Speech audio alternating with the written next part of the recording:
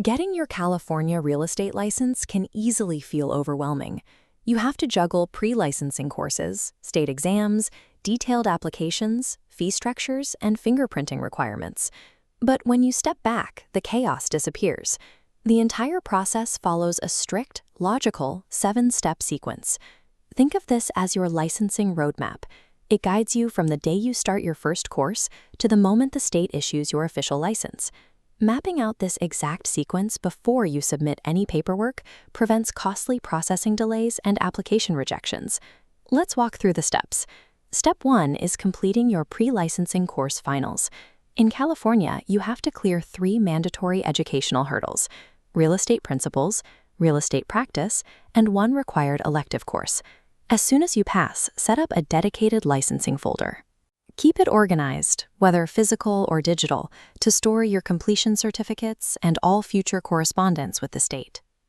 Step 2 is interviewing brokers. In California, a real estate salesperson cannot operate independently. You must secure a sponsoring broker to legally activate your license. This diagram outlines how to evaluate a potential sponsor. Focus your interviews on establishing the right broker fit. Look closely at the training they provide, the technical systems they use, and the support available for new agents. Selecting a brokerage based on solid infrastructure, rather than just the highest commission split, sets the foundation for your long-term career survival. Step 3 is submitting your application and fee. The California Department of Real Estate, or DRE, requires entirely complete records before they process your paperwork. Double-check everything. This flowchart shows a critical fork. Path A submits the exam application first. Path B bundles the exam and license applications. Choosing Path B gives a timing advantage. Submitting upfront consolidates DRE processing time, moving you to the finish line faster. Step 4 is scheduling your exam.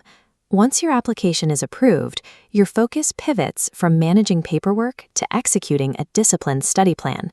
You need to master a broad range of content, including property ownership, agency duties, finance, and contracts.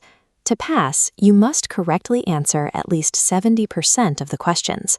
Anticipating the DRE's processing timeline and choosing the right application path ultimately determines exactly how fast you can legally conduct your first real estate transaction after leaving the testing center. Step 5 is passing the state licensing exam. Relying on rote memorization is a mistake that trips up many applicants. This network diagram maps out systems thinking. The exam requires understanding how these 6 concepts interconnect: agency, contracts, disclosures, finance, property rights, and practice rules.